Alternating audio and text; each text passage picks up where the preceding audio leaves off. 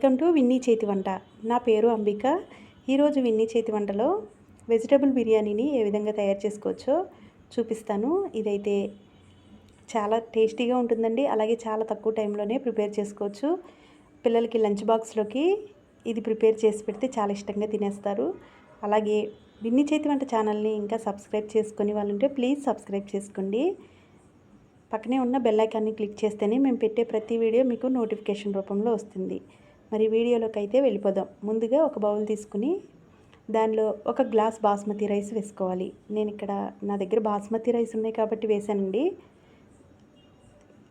దీన్ని మామూలు రైస్తో కూడా వండుకోవచ్చు. దీనిలో నీళ్ళు పోసి ఒక 2-3 సార్లు శుభ్రంగా కడిగి పెట్టుకున్న తర్వాత మరలా ఒక 2 గ్లాసులు నీళ్ళు పోసి ఒక అరగంట పాటు బియ్యాన్ని నానబెట్టుకోవాలి. తర్వాత మనం వెజిటబుల్ రైస్ బిర్యానీ చేస్తున్నాం కాబట్టి మన దగ్గర ఉన్న కూరగాయలని ఈ విధంగా చిన్న చిన్న ముక్కలుగా కట్ చేసుకోవాలి. నేనైతే క్యారెట్, బీన్స్, బఠానీ, బంగాళదుంపల్ని, క్యాలీఫ్లవర్ని, చిక్కుడుగాయని, టమాటాలని ఈ విధంగా కట్ చేసుకుని ఒక ప్లేట్లో పెట్టుకున్నాను ముందుగానే. తర్వాత మనం కుక్కర్లో తయారు చేస్తున్నాం కాబట్టి స్టవ్ మీద కుక్కర్ పెట్టుకుని దానిలో 1 టేబుల్ స్పూన్ నెయ్యిని, 1 గరిటె ఆయిల్ని వేసుకున్నాను. మీరు కావాలంటే పూర్తిగా నెయ్యి వేసుకోవచ్చండి. తర్వాత దీనిలో హోల్ గరం మసాలా వేసుకుని 1 ఉల్లిపాయని సన్నగా పొడుగ్గా కట్ చేసుకుని వేసుకోవాలి. అలాగే 3 పచ్చిమిరపకాయలు కూడా వేసుకుని ఇవి బ్రౌన్ కలర్ వచ్చే వరకు ఫ్రై చేసుకోవాలి.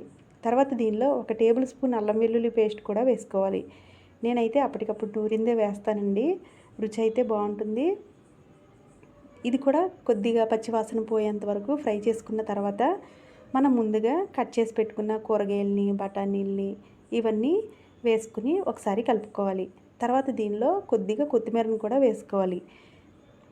కొత్తిమీరతో పాటు కొద్దిగా పుదీనాను కూడా వేసుకోవచ్చండి. నా దగ్గర లేదు కాబట్టి నేను వేయలేదు. మీ దగ్గర ఉంటే వేసుకోండి. తర్వాత దీనిలో రుచికి సరిపడా కొద్దిగా ఉప్పు వేసుకోవాలి. మీరు తినే ఉప్పును బట్టి చూసి వేసుకోండి. ఇలా వేసుకున్న తర్వాత 1 నిమిషం పాటు ఈ కూరగాయలన్నీ ఉడికించుకోవాలి.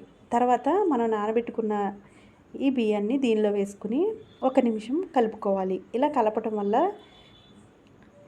ఈ బిర్యానీ అనేది చాలా పొడి పొడిగా వస్తుందండి.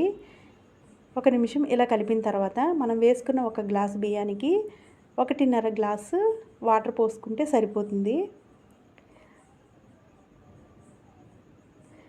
ఇలా పోసుకున్న తర్వాత 1 నిమిషం ఉడికిన తర్వాత కుక్కర్ మూత పెట్టి ఒక 2 విజిల్స్ వచ్చే వరకు ఉడికించుకోవాలి.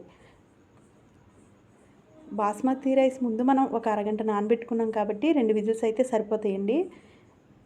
నేను 2 విజిల్స్ వచ్చిన తర్వాత మీకు చూపిస్తున్నాను. చాలా పర్ఫెక్ట్గా వచ్చిందండి పలావ్ అయితే. తర్వాత దీన్ని ఒక ప్లేట్లోకి తీసుకొని సర్వ్ చేసుకోవడమే. దీన్ని పెరుగు చట్నీతో తింటే చాలా బాగుంటుంది. చూసారు కదా, చాలా త్వరగా అయిపోయిందండి. ఒకసారి మీరు కూడా ఇదే విధంగా తయారు చేసి మీకు ఎలా కామెంట్ సెక్షన్లో కామెంట్ చేయండి. వీడియో నచ్చితే లైక్ చేసి మీ ఫ్రెండ్స్కి, రిలేటివ్స్కి షేర్ చేయండి. ఇలాంటి మరిన్ని వీడియోస్ కోసం మా విన్నీ చేతి వంట ఛానల్ని సబ్స్క్రైబ్ చేసుకోండి. Thank you for watching.